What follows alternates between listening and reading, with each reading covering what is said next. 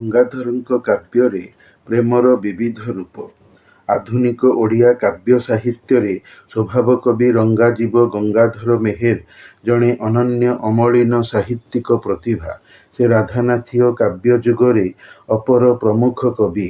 ସ୍ୱଳ୍ପ ଆନୁଷ୍ଠାନିକ ଶିକ୍ଷା ପ୍ରାପ୍ତି ହେତୁ ସେ କବିବର ରାଧାନାଥଙ୍କ ଭଳି ଜଣେ ପାଶ୍ଚାତ୍ୟ ସାହିତ୍ୟ ଓ ସାଂସ୍କୃତିକ ମୂଲ୍ୟବୋଧରେ ଦୀକ୍ଷିତ ନଥିଲେ, ବରଂ ପ୍ରାଚ୍ୟ ସାହିତ୍ୟ ଏବଂ ସଂସ୍କୃତି ଉପରେ ଆଶ୍ରୟ କରି ସ୍ୱକୀୟ ନୈସର୍ଗିକ କବି ପ୍ରତିଭାକୁ ନିଜର ଅପୂର୍ବ ସାଧନା ତଥା ଅଧ୍ୟବସାୟ ବଳରେ ବିକଶିତ କରିପାରିଥିଲେ ଓ ନିଜକୁ ରାଧାନାଥଙ୍କ ସମକକ୍ଷୀ କରାଇ ଓଡ଼ିଆ ସାହିତ୍ୟର ଇତିହାସରେ ସ୍ୱନାମଧନ୍ୟ ହୋଇ ରହିପାରିଛନ୍ତି। ଗଙ୍ଗାଧର ମୁଖ୍ୟତଃ ଜଣେ କାବ୍ୟକାର। ସଂସ୍କୃତ ଭାଷାର କାବ୍ୟ ଏବଂ ପ୍ରାଚୀନ ତଥା ମଧ୍ୟଯୁଗୀୟ ଓଡ଼ିଆ କାବ୍ୟ ରଚନାର ପ୍ରଭାବରେ ପ୍ରଭାବଦୀପ୍ତ ହୋଇ ନିଜର କାବ୍ୟମାନଙ୍କୁ ରଚନା କରିଯାଇଅଛନ୍ତି। ପ୍ରଭାବରେ ଆସିଥିଲେ ବି ମୌଳିକତାକୁ ଆଣିପାରିଛନ୍ତି। ସ୍ୱକୀୟ ରଚନାରେ ଏହାକୁ ସୁରକ୍ଷିତ ରଖିପାରିଛନ୍ତି। ସେଥିପାଇଁ ଗଙ୍ଗାଧର ଜଣେ ମୌଳିକ ସୃଜନଶୀଳ ସ୍ରଷ୍ଟାରେ ନିଜକୁ ଭୂଷିତ ଅଳଙ୍କୃତ କରିପାରିଛନ୍ତି। ତାଙ୍କ ଛଡ଼ା ଓଡ଼ିଆ ସାହିତ୍ୟରେ ଅନ୍ୟ କେହି ସ୍ୱଭାବକବି ସମ୍ମାନର ମାନ୍ୟତା ପାଇନାହାନ୍ତି କିମ୍ବା ଏଥିର ଅଧିକାରୀ ହୋଇନାହାନ୍ତି। ଗଙ୍ଗାଧର ଜଣେ ଆଦର୍ଶବାଦୀ ନୀତିବାଦୀ ଚିନ୍ତାନାୟକ ଥିବାରୁ ସେ ତଦୀୟ କାବ୍ୟରଚନା ମାନଙ୍କରେ ପ୍ରେମ ପରିଚର୍ଯ୍ୟା କ୍ଷେତ୍ରରେ ସେହି ଆଦର୍ଶବାଦୀ ତଥା ନୀତିବାଦୀ ଚିନ୍ତାଧାରାକୁ ଅଗ୍ରାଧିକାର ବା ପ୍ରାଧାନ୍ୟ ଦେଇ କାବ୍ୟ ରଚନା କରିଯାଇଅଛନ୍ତି। ଗଙ୍ଗାଧରଙ୍କ କାବ୍ୟ ପଢ଼ିଲେ ପାଠକ ଖୁସି ହୁଏ ଓ ମନରେ ନିର୍ମଳ ଆନନ୍ଦ ପାଏ। କବିଙ୍କୁ ସମ୍ମାନ ପ୍ରଦର୍ଶନ ସ୍ୱତଃ ପ୍ରବୃତ୍ତ ହୋଇ କରିପକାଏ। ସେଥିପାଇଁ ଗଙ୍ଗାଧର ପାଠକର ଆଦରଣୀୟ କବି ହୋଇ ରହିପାରିଛନ୍ତି ଏବଂ ବାରମ୍ବାର ଶ୍ରେଣୀମାନଙ୍କରେ ପଢ଼ାଯାଇ ପାଠ୍ୟାନ୍ତର୍ଗତ କବି ହୋଇଯାଇଛନ୍ତି।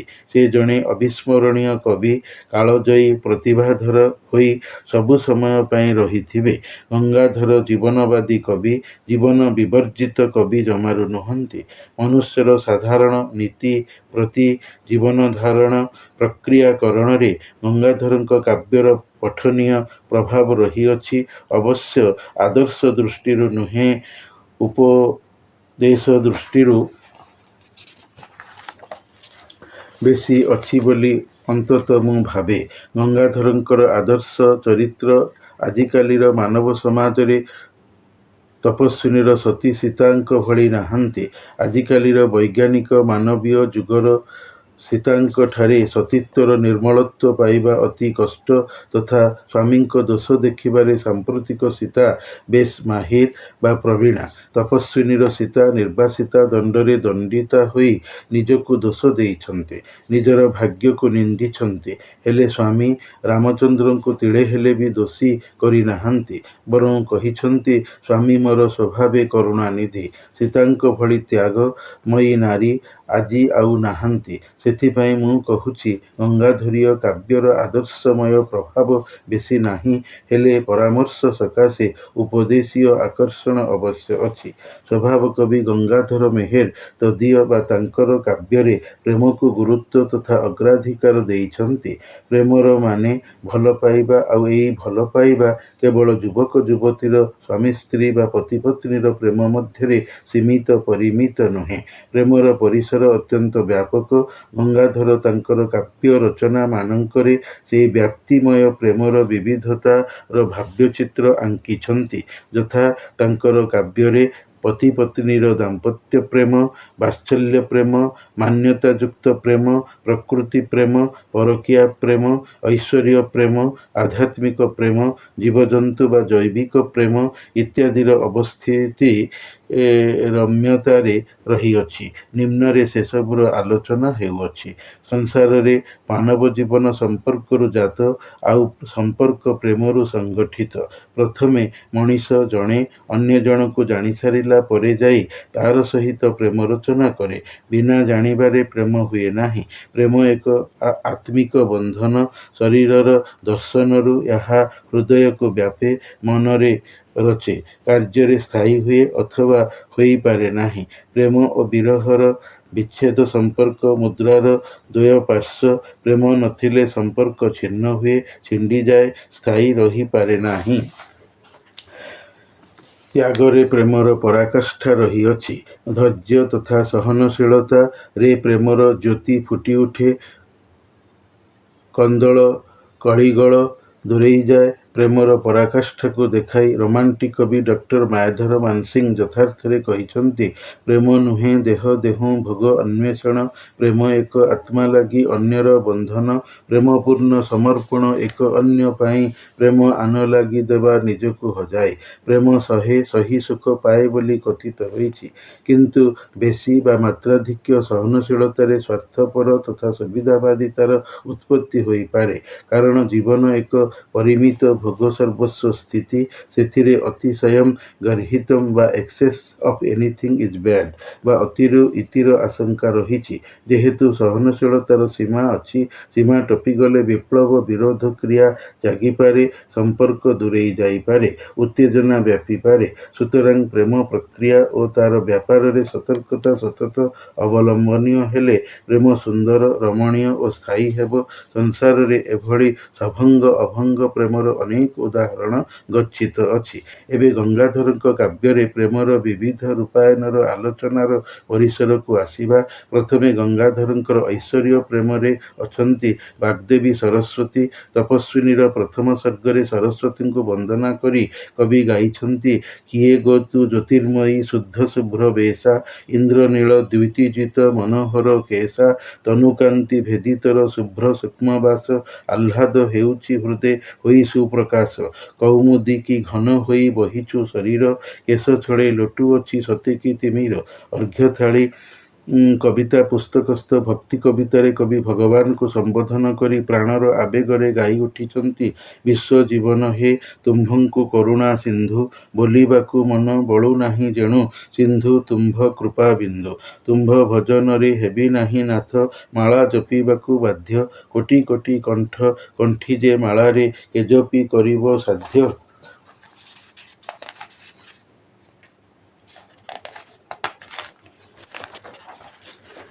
ଐଶ୍ୱର୍ଯ୍ୟ ବା ଭଗବତ୍ ପ୍ରେମ ମଣିଷ ଭଗବାନଙ୍କ ପ୍ରତି ଭୟ କରି ନିଜ ସ୍ୱାର୍ଥ ସାଧନ ଓ ପାଇବାର ଆଶା ନେଇ ପରଲୌକିକ ମୁକ୍ତି କାମନାରେ ଭକ୍ତି ସହକାରେ କରିବ, ନଚେତ୍ ମନୁଷ୍ୟ ଉପାୟଶୂନ୍ୟ ହୋଇପଡ଼ିବ। ଭଗବାନଙ୍କର ଦୟା ପ୍ରେମ ବିନା ମନୁଷ୍ୟର ଇହ ଓ ପର ଦୁଇ ଜଗତରେ ସ୍ଥିତି ହିଁ ନାହିଁ।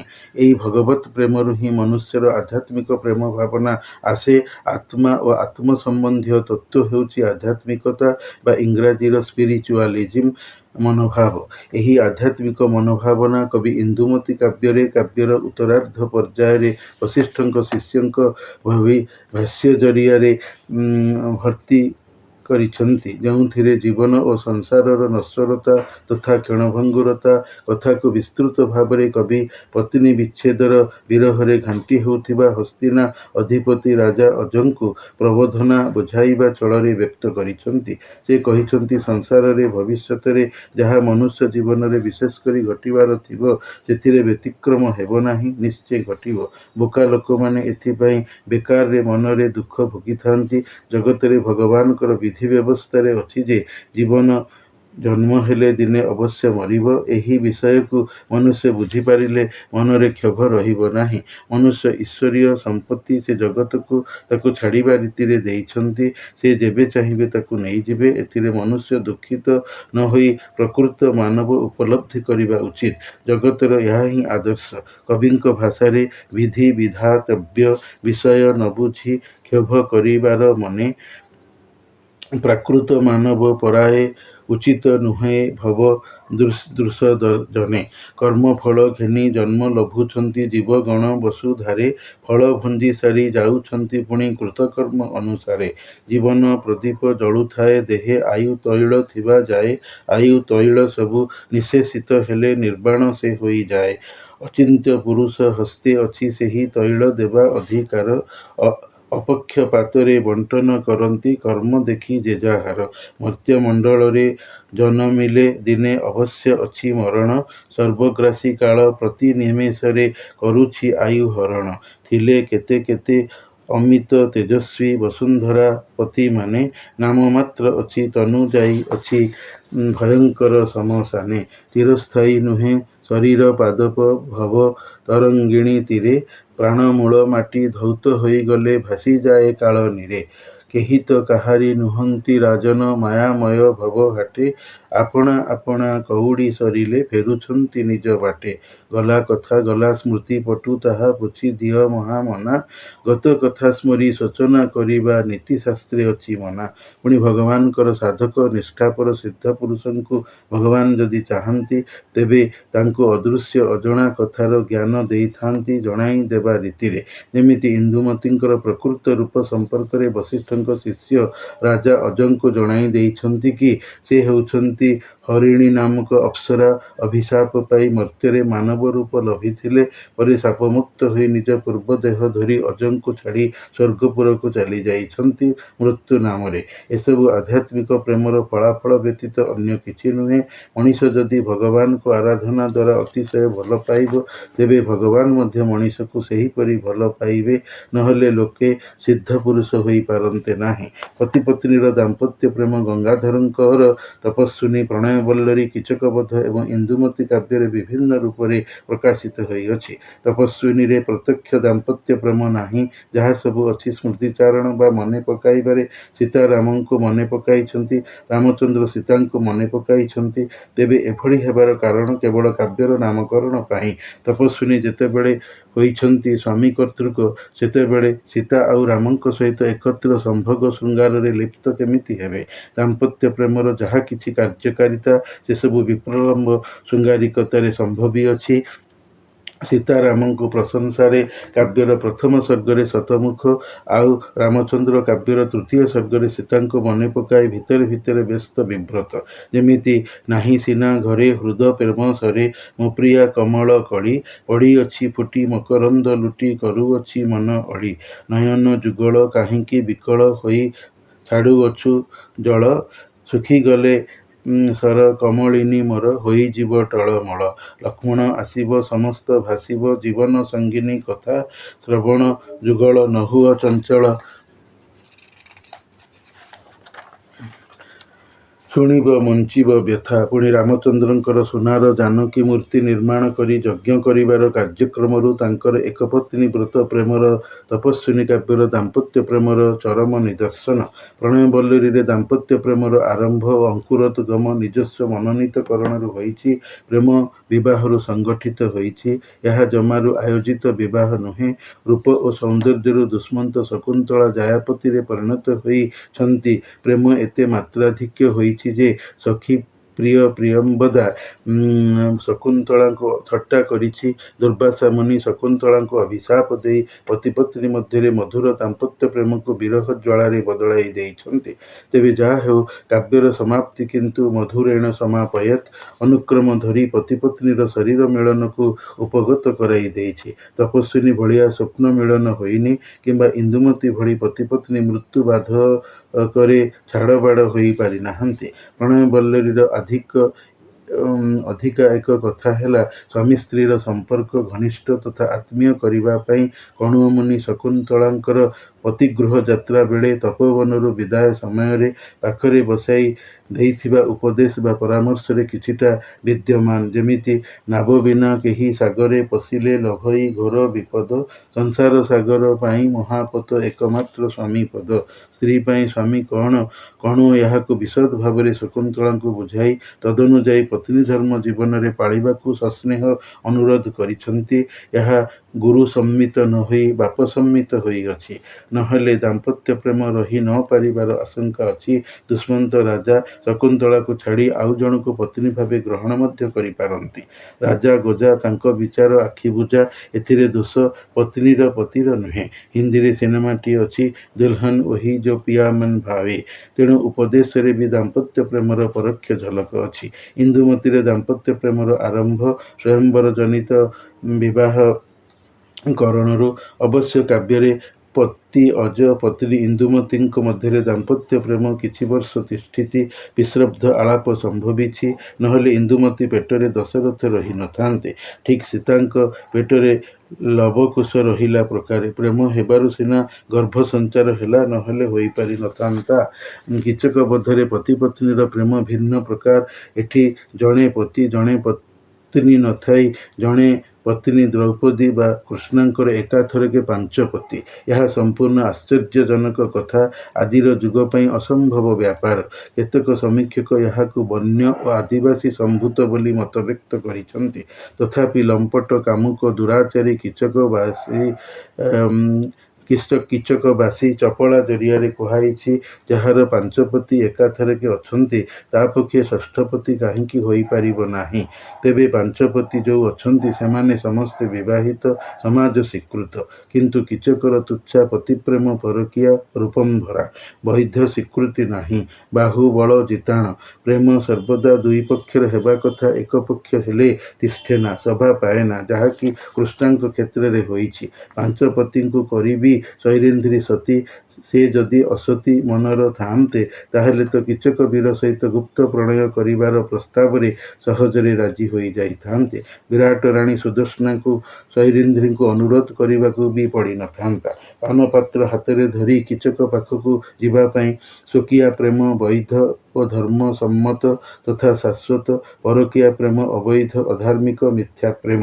ଏହା ପାପ ସମ୍ପର୍କ। ସତ୍ ବା ପ୍ରକୃତ ଥିଲେ କୀଚକ ବଧ ଭୀମ ହାତରେ ହୋଇନଥାନ୍ତା। ହତ୍ୟା କିମ୍ବା ଏକାଦିକ୍ରମେ ବିରାଟ ରାଜା ଧର୍ମରାଜ ଯୁଧିଷ୍ଠିର ଏବଂ ଦ୍ୱିତୀୟ ପତିଙ୍କୁ କୀଚକ ବିରୁଦ୍ଧରେ ଅଭିଯୋଗ କରିନଥାନ୍ତେ। ତେବେ ସ୍ଥୂଳତଃ ଭାବେ ଦେଖିଲେ ଗଙ୍ଗାଧରଙ୍କର କାବ୍ୟ ସାହିତ୍ୟରେ ଦାମ୍ପତ୍ୟ ପ୍ରେମର ବୈଚିତ୍ର୍ୟ ଏହିଭଳି ଅବଧାରଣୀୟ ହୋଇପାରେ। ବତ୍ସଳତା ବା ବାତ୍ସଲ୍ୟ ପ୍ରେମର ଚିତ୍ର ଗଙ୍ଗାଧରଙ୍କ କାବ୍ୟରେ ରହିଛି। ତପସ୍ୱିନୀରେ ବୃଦ୍ଧା ତପସ୍ୱିନୀ ଅନୁକମ୍ପା ଏବଂ ବାଲ୍ମୀକି ମହର୍ଷି ଉଭୟେ ସତୀ ସୀତାଙ୍କୁ ବାତ୍ସଲ୍ୟ ପ୍ରେମରେ ଆପ୍ୟାୟିତ କରିଥିବା ହେତୁରୁ ସୀତା ତମସା ନଦୀ ତୀରସ୍ଥ ଘନ ବନାନୀ ବେଷ୍ଟିତ ବୈଦିକ ଆଶ୍ରମରେ ତପସ୍ୱିନୀ ହୋଇ ଦୀର୍ଘ ବସତି ସ୍ଥାପନରେ ରହିପାରିଛନ୍ତି। ନହେଲେ ତାଙ୍କ ପକ୍ଷେ ଜୀବନ ହାରିବା ନିକଟତର କଥା ଓ ଆଶଙ୍କା ଥିଲା। ଅସହାୟ ପ୍ରାଣୀ ମନୁଷ୍ୟ ସ୍ଥଳ ବିଶେଷରେ ତାକୁ ନିଶ୍ଚିତ ସହାୟ, ସ୍ନେହ, ଶ୍ରଦ୍ଧା, ସୋହାଗ ଆବଶ୍ୟକ। ନହେଲେ ଜୀବନ ମଧୁମୟ ହୋଇପାରିବ ନାହିଁ। ମହର୍ଷି ବାଲ୍ମୀକିଙ୍କଠାରୁ ସାହାଯ୍ୟ ପାଇବାର ଭରସା ରଖିକି ହିଁ ଶ୍ରୀରାମଚନ୍ଦ୍ର ଲକ୍ଷ୍ମଣ ଜରିଆରେ ଭାଗୀରଥୀ ନଦୀ ତୀରସ୍ଥ ବନାନୀରେ ଏକାକିନୀ ସତୀ ସୀତାଙ୍କୁ ଛାଡ଼ିଦେଇଛନ୍ତି ନିର୍ବାସନ ଦଣ୍ଡ ଆଳରେ। ନହେଲେ ଛାଡ଼ି ନଥାନ୍ତେ। କାବ୍ୟରେ ଏହା ହିଁ ବାତ୍ସଲ୍ୟ ପ୍ରେମର ସମ୍ଭାବନା, ଭବିଷ୍ୟ ଶଙ୍କୁ। ଏଠି କାହିଁକି ଛାଡ଼ିଲେ, ଅନ୍ୟତ୍ର କାହିଁକି ଛାଡ଼ିଲେନି? ବାଲ୍ମୀକି ଆଶ୍ରମର ସମସ୍ତେ ବା ପ୍ରତ୍ୟେକ ସଦସ୍ୟ ସୀତାଙ୍କୁ ସ୍ୱ ବତ୍ସଳତାରେ ଆଶ୍ରିତପଣରେ ଆପଣେଇ ନେଇଛନ୍ତି। ସେ ମୁନିକୁମାର ମୁନିକୁମାରୀ ଜୀବ ଜଡ଼ ସଭିଏଁ କିଭଳି ସୀତାଙ୍କ ପ୍ରତି ବତ୍ସଳତା ପ୍ରଦର୍ଶନ କରିଛନ୍ତି, କାବ୍ୟ ପାଠରୁ ସହଜରେ ଅନୁମେୟ। କାବ୍ୟଟି ଏତେ ଲୋକପ୍ରିୟ ଯେ ଖୋଲି କହିବା ଅନାବଶ୍ୟକ। ପ୍ରଣୟବଲ୍ଲରୀରେ ବି ତଦ୍ରୂପ ମୌଳିକ ପରିବେଶ ତତୁଲ୍ୟ ପରିମାଣରେ ବାତ୍ସଲ୍ୟ ପ୍ରେମରେ ଭରପୁର। କଣ୍ୱ ମୁନି, ବୃଦ୍ଧା ସନ୍ନ୍ୟାସିନୀ, କୌତମୀ, ପ୍ରିୟସଖୀ, ଅନସୂୟା, ପ୍ରିୟମ୍ବଦା, ସାର୍ଙ୍ଗରବ, ଶାରଦବତ ଏମାନଙ୍କର ଆଦର୍ଶ ଜନୋଚିତ କାର୍ଯ୍ୟକଳାପ, ଶକୁନ୍ତଳାଙ୍କର ଲାଳନ ପାଳନରୁ ବଡ଼ କରି ଅତିଗୃହ ଯାତ୍ରା ପର୍ଯ୍ୟନ୍ତେ ସବୁଠି ବାତ୍ସଲ୍ୟ ରସରୁ ଉତ୍ପନ୍ନ ପ୍ରେମର ପରିଚର୍ଯ୍ୟା ଯଥୋଚିତ ରହିଅଛି। ସବୁ ପଦ୍ୟ ଜରିଆରେ ନମୁନାୟିତ କରି କହିଲେ ପ୍ରବନ୍ଧର କଳେବର ବଢ଼ିଲେ ପଠନୀୟ ବିରକ୍ତି ଦେଖାଯିବ। ସେଥିପାଇଁ ଗଦ୍ୟ ଛଳୀୟ ନିଜସ୍ୱ ବକ୍ତବ୍ୟରେ ବୁଝାଇ ଦିଆଯାଇଅଛି, ବତ୍ସଳତା ହିଁ ଲାଳନ ପାଳନର ଅସଲ ମଞ୍ଜି। ତାହା ଥିଲେ ହିଁ ପର ଆପଣାର ହୁଏ, ଅଜଣାପଣ କଟିଯାଏ। ମାନ୍ୟତାଯୁକ୍ତ ପ୍ରେମ ଅଛି ଏବଂ ନାହିରେ ଗଙ୍ଗାଧରୀୟ କାବ୍ୟ ଗତିଶୀଳ। ସୀତା ଯେତେବେଳେ ବାଲ୍ମୀକିଙ୍କୁ ବଣର ପରିବେଶର ପ୍ରଥମେ ଦେଖିଛନ୍ତି, ସେତେବେଳେ ମୁନିବରଙ୍କୁ ଚରଣ ସ୍ପର୍ଶର ପ୍ରଣିପାତ, ପୁଣି ଯେବେ ଆଶ୍ରମର ପହିଲି ସକାଳେ ଅନୁକମ୍ପା ବ୍ରହ୍ମଚାରିଣୀଙ୍କୁ ସାଷ୍ଟାଙ୍ଗ ପ୍ରଣିପାତ କରି ଶଯ୍ୟାତ୍ୟାଗ କରିଛନ୍ତି। ସ୍ୱାମୀ ରାମଚନ୍ଦ୍ରଙ୍କ ହୃଦୟ ଫଳକରେ ମାନ୍ୟତା ଜଣାଇଛନ୍ତି କି ଫଳକେ କରି ଚିତ୍ରିତ ହେଲେ ଆସନ ଉତ୍ଥିତ ଜାନକୀ ସତୀ ନମି ଅନୁକମ୍ପା ଭୟରେ ବନ୍ଦିଲେ ଉଷାର ପଦ ସବିନୟରେ।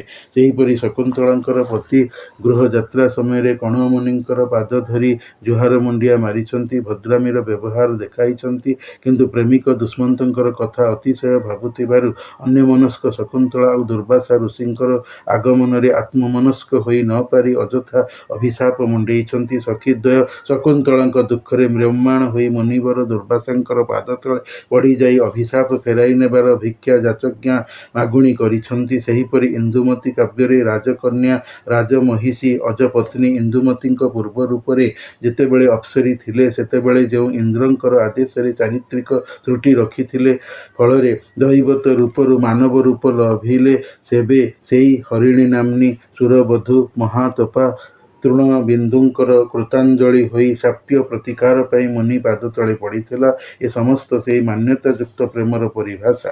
ଜୈବିକ ବା ଜୀବଜନ୍ତୁ ପ୍ରତି ପ୍ରେମର ନିଦର୍ଶନ ହେଲା, ଯେଉଁ ସମୟରେ ଶକୁନ୍ତଳା ତପୋବନରୁ ବିଦାୟ ନେଇ ପତିଗୃହ ପଥରେ ଯାତ୍ରା କରୁଛନ୍ତି, ସେହି ମୁହୂର୍ତ୍ତରେ ଗୋଟିଏ ମୃଗଶିଶୁ ବା ହରିଣ ଶାବକ ଶକୁନ୍ତଳାଙ୍କର ଓଢ଼ଣୀ ତଳେ ଲୁଚି ଲୁଚି ଏକାକୀ ତାଙ୍କର ପ୍ରେମ ପାଶରେ ପଡ଼ି ଯାତ୍ରା କରୁଥିବାର କବି ସ୍ୱକୀୟ ଲେଖନୀରେ ଉତ୍କୀର୍ଣ୍ଣ କରିଛନ୍ତି।